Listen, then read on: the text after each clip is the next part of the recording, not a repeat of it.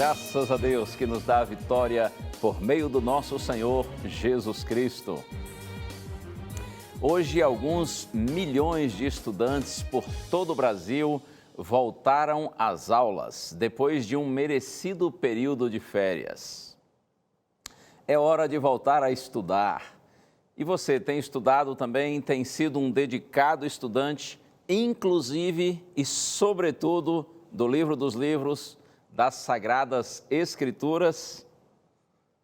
Chegou a hora, estamos juntos mais uma vez, começa agora, aqui no canal da Esperança, Além dos Fatos.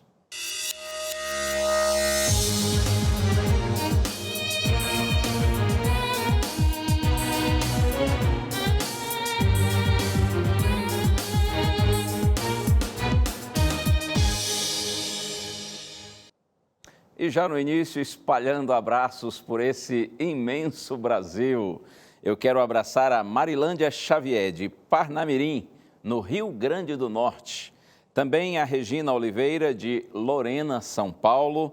E ainda o Alex Alves, de Buriticupu, no Maranhão. E também o José Carlos, de Palmares, na Paraíba. E neste último final de semana, tive o prazer de ir a Belo Horizonte, nas Minas Gerais. E eu mando um abraço carinhoso para os irmãos da igreja de Jaraguá, lá em Belo Horizonte, pastor Marcos Nardi e todos os queridos e tão simpáticos irmãos desta acolhedora igreja. Quero abraçar também os amigos com os quais estive lá no CATRE, que é o Centro Adventista de Treinamento de Belo Horizonte.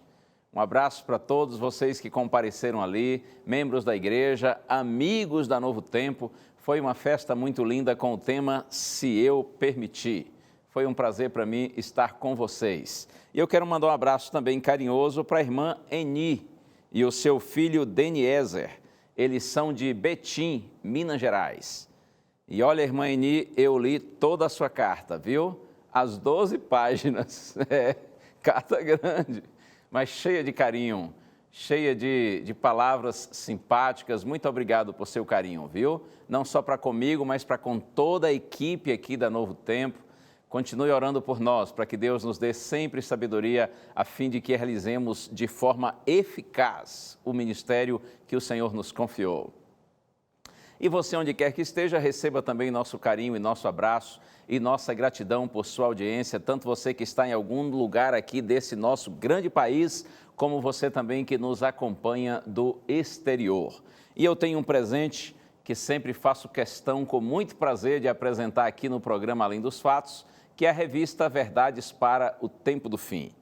De fato, é um presente que foi preparado para você que é amigo da Novo Tempo, você que é telespectador da Novo Tempo. Se você ainda não tem essa revista, é só pedir que nós vamos lhe enviar. Entre aí no blog do nosso programa, novotempo.com/além dos fatos, preencha um cadastrozinho rápido e a gente lhe manda a revista. Ou então, você pede pelo telefone, o DDD é 12 21 27 31 21. Essa revista é, em realidade, um estudo bíblico. Você vai compreender importantes temas da Bíblia através da revista Verdades para o Tempo do Fim. Peça, que em algumas semanas estará em sua casa e vai ser com certeza bênção em sua vida. Eu quero convidar você também para interagir sempre conosco através das nossas redes sociais, pelo Facebook. E eu quero, inclusive, agradecer àqueles que têm não só visto as nossas postagens, mas têm também compartilhado. Muito obrigado, viu? Porque você acompanha, você compartilha com seus amigos e também aqueles que participam conosco pelo Instagram. E ainda lembrando que nós temos um canal no YouTube. E você pode se inscrever para estar sempre informado quando colocarmos alguma coisa ali, para que você possa rever todos os programas e também compartilhar com seus amigos queridos. Pois bem, o período de férias dos estudantes acabou.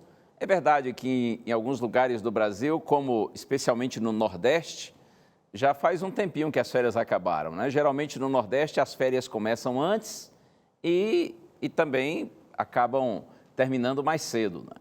Por isso os estudantes do Nordeste já há algumas semanas estão em aulas, mas eu entendo que na maior parte do Brasil As férias foram durante o mês de julho e por isso, a partir de hoje, já último dia do mês, aí as férias acabaram e a rapaziada voltou para a escola. Confira a matéria.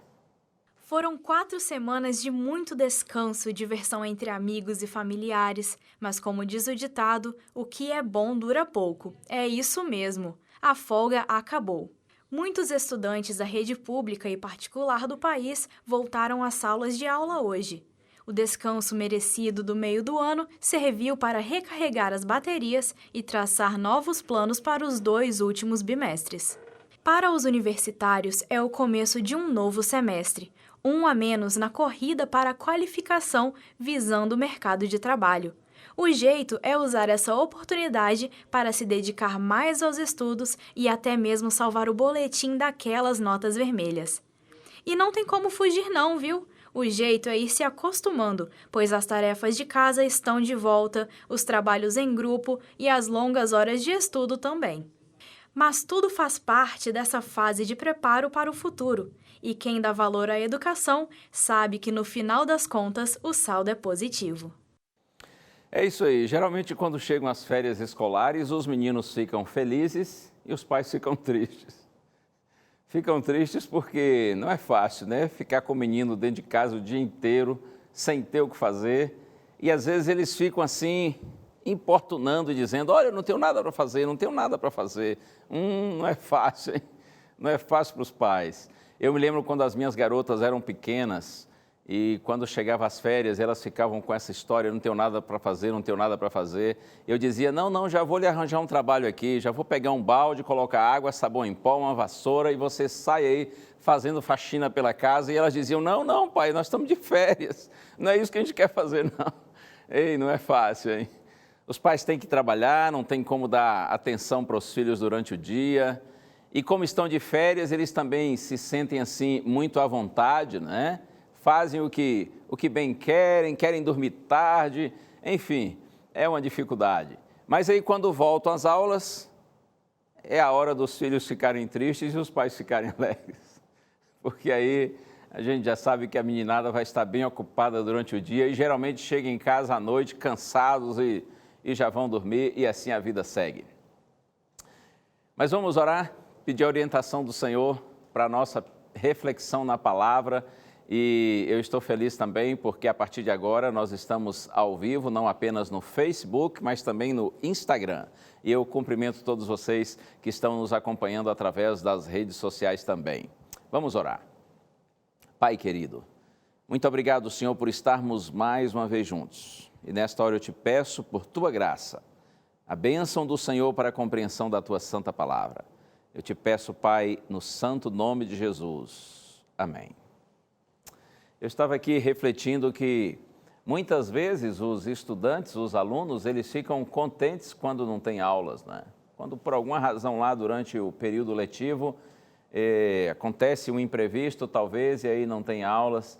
Você sabe que o estudante devia ficar triste?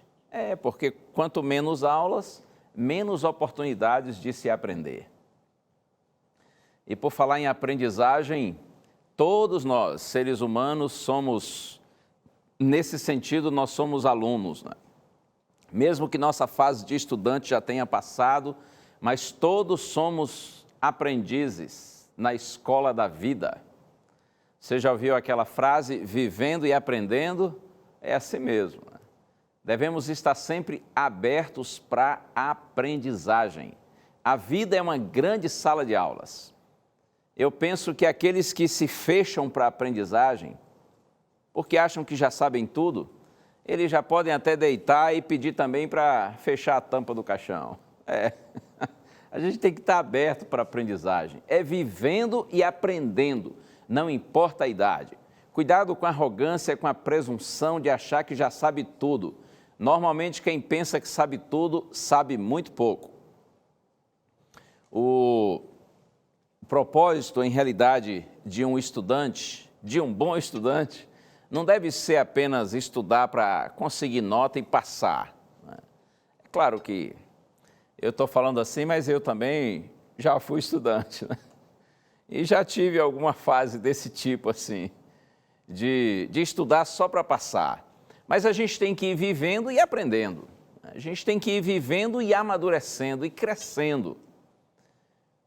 O estudante negligente, ele tende a ser, no futuro, um profissional incompetente.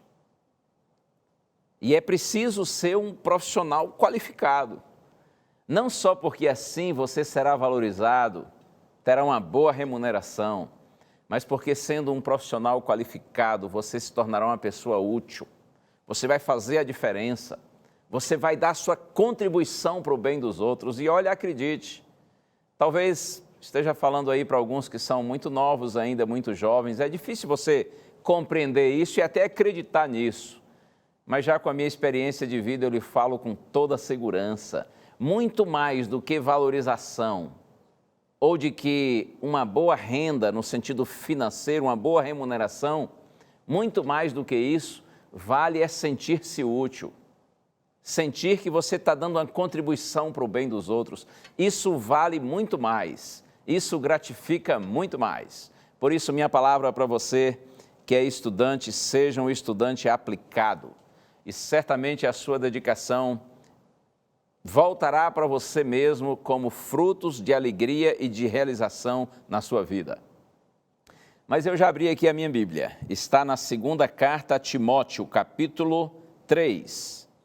Vou ler os versos 14 a 17.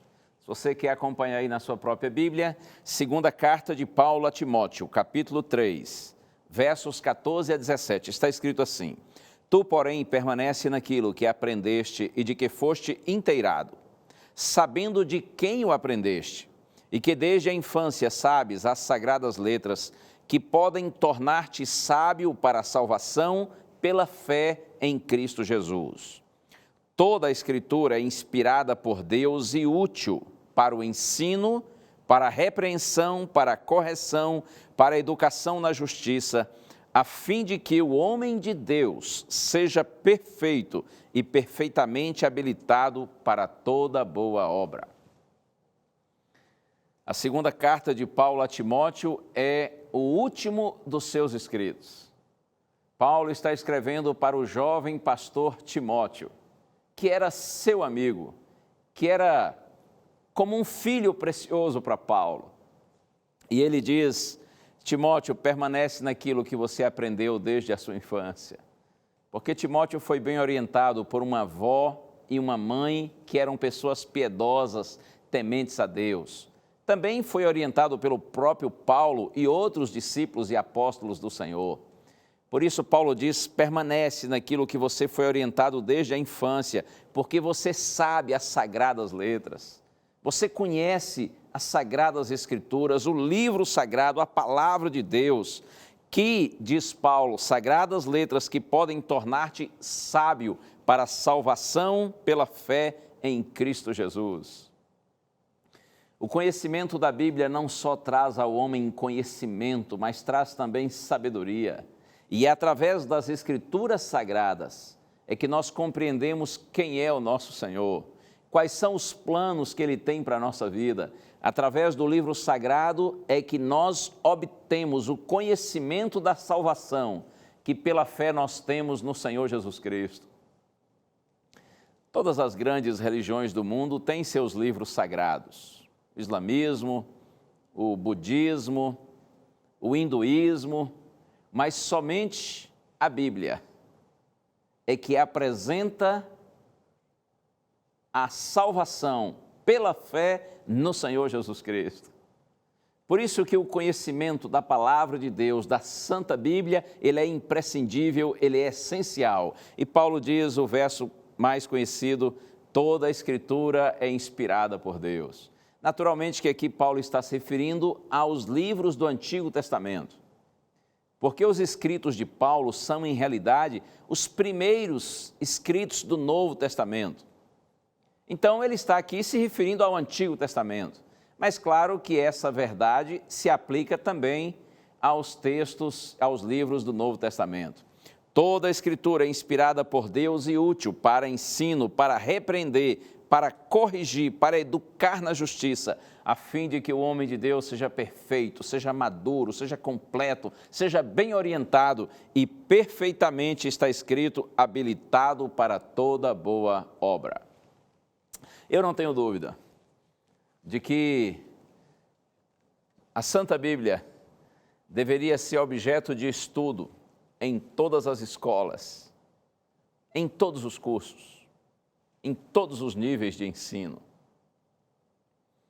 Mas que pena, essa não é a realidade, né? Muito pelo contrário. Na maioria das instituições de ensino, a Bíblia é ignorada, desprezada e muitas vezes até zombada. Para alguns educadores, a Bíblia não passa de um livro ultrapassado que ainda tem alguma relevância para pessoas ignorantes. E são muitos os que criticam a Bíblia. Porém, uma coisa que eu percebo que muitos desses críticos criticam sem conhecer a palavra do Senhor. Ou às vezes têm um conhecimento extremamente superficial. Isso me faz lembrar um velho professor, já falecido, que gostava de dizer e repetia sempre essa frase: a ignorância é atrevida. Oh, como isso é verdade, né? Como a ignorância geralmente é atrevida. Que pena que a palavra de Deus tem sido assim negligenciada. E há outras pessoas que até buscam a Bíblia, leem a Bíblia, mas às vezes são pessoas assim com muitos desequilíbrios, com a tendência ao fanatismo. Por isso eles acabam, em nome de Deus e em nome da Bíblia, ensinando e fazendo coisas que são absurdas, que são completamente contrárias àquilo que de fato é a orientação do Senhor. Já existem outros que também leem a Bíblia, mas eles buscam textos segundo seus interesses, segundo suas conveniências. E muitas vezes são interesses assim, escusos, egoístas, financeiros. É tão fácil perceber isso, né?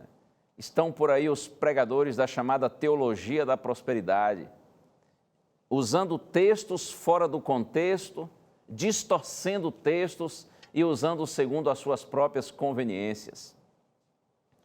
Existem outras pessoas que muitas vezes não têm assim nenhuma maldade, mas elas são muito precipitadas na interpretação do texto bíblico.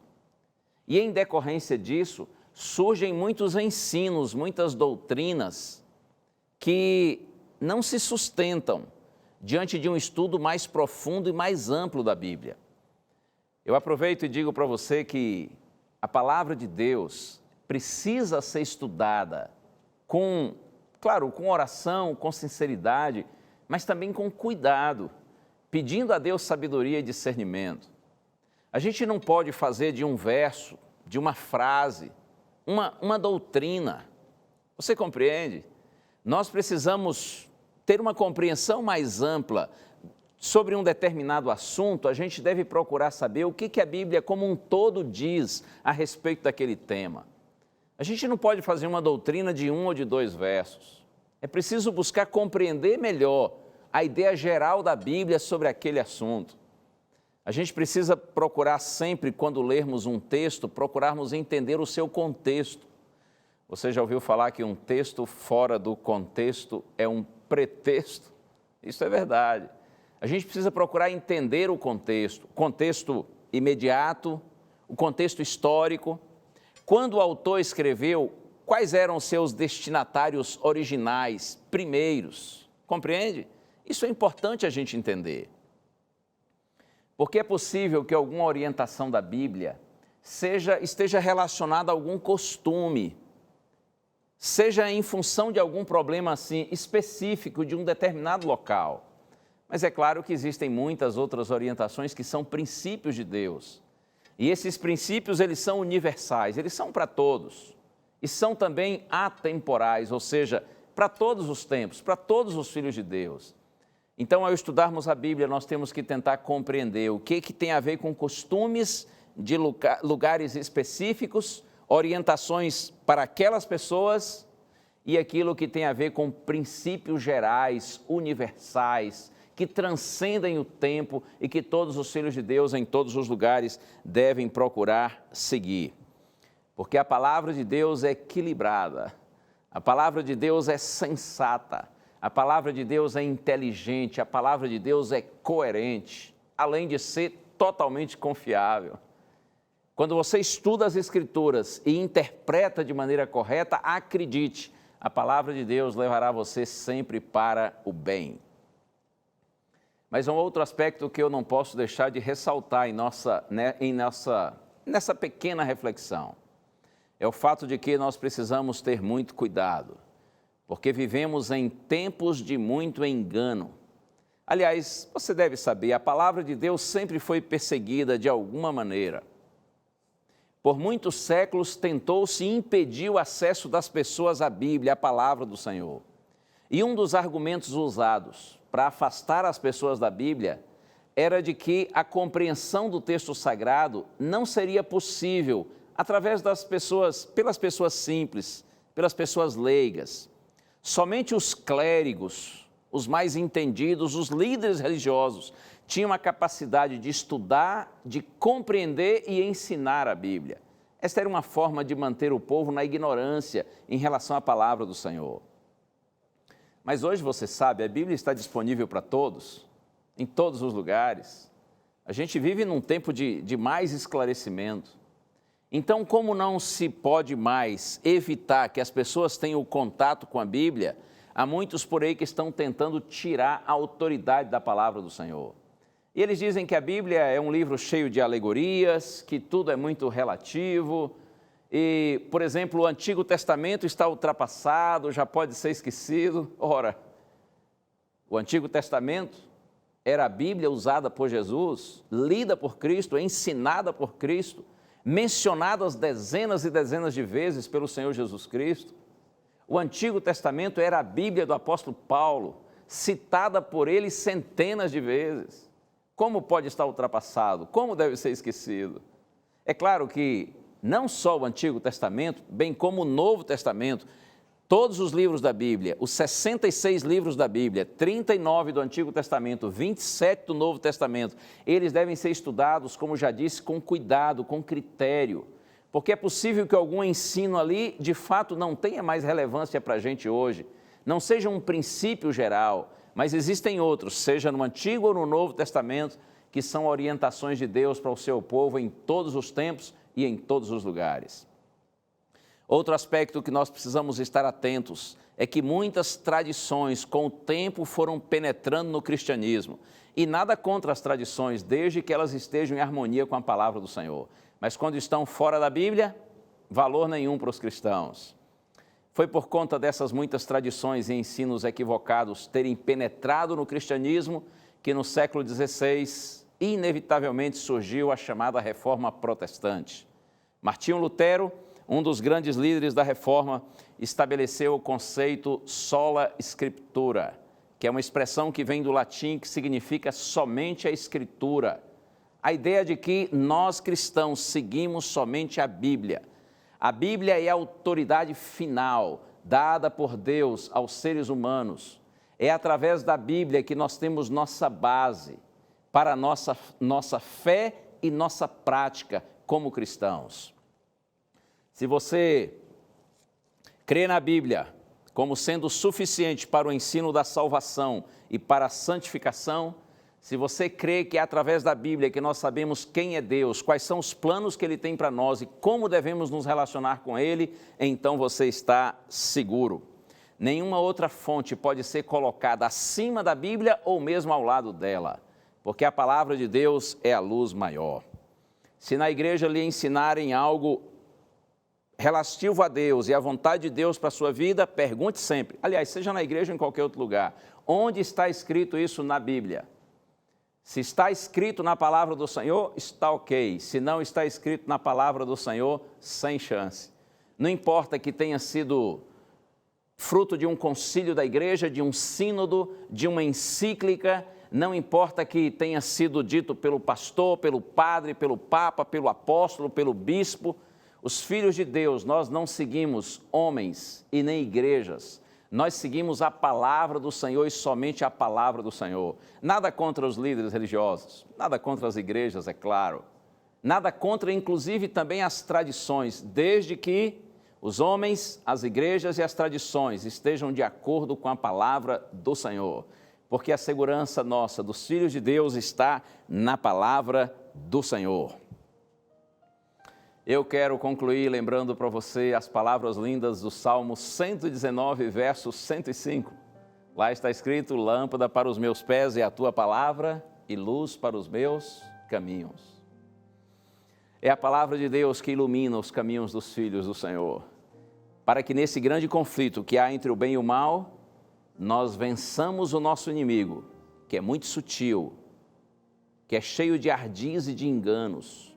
Mas com a luz da palavra de Deus, as trevas do engano são dissipadas. É pela luz da palavra de Deus que o povo do Senhor tem compreensão da sua vontade e não é enganado, não é ludibriado por esse nosso inimigo que é falso, que muitas vezes se apresenta como ovelha, mas na verdade está mascarado, porque é um lobo feroz. É com a palavra de Deus, a espada do Espírito, Efésios capítulo 6, que o povo de Deus vence o inimigo. É com a palavra de Deus, luz para os nossos caminhos, que as trevas são dissipadas e o caminho do povo de Deus é iluminado para que nós sigamos para a vitória. É pela palavra do Senhor que nós descobrimos nossa origem, nossa identidade. Pela Bíblia nós descobrimos nosso propósito de vida, o sentido da nossa existência. E é pela palavra do Senhor que nós compreendemos qual será o nosso destino final. O destino final dos filhos de Deus, segundo a palavra do Senhor, não é a sepultura, muito pelo contrário, é a presença de Deus, é a casa do Pai. Oh, louvado seja o Senhor. Vamos orar juntos. Oh Deus, eu te agradeço, Pai, por esses minutinhos preciosos com os teus filhos espalhados pelo Brasil e pelo mundo, e pela oportunidade de lhes comunicar a tua palavra. Eu te peço, Senhor, abre nossa mente e nosso coração para compreendê-la, e concede-nos, Senhor, o poder do Espírito Santo para que possamos vivê-la, praticá-la e vivermos assim segundo toda a palavra que procede da Tua boca. Nós oramos, Pai, no santo nome de Jesus. Amém. Chegamos assim ao final de mais um Além dos Fatos, agradecendo sempre por sua audiência e lembrando a você o que está escrito: a fé é a certeza de coisas que se esperam e a convicção de fatos que não se veem. Fica na paz, fique com a bênção do Senhor. Um abraço. Tchau.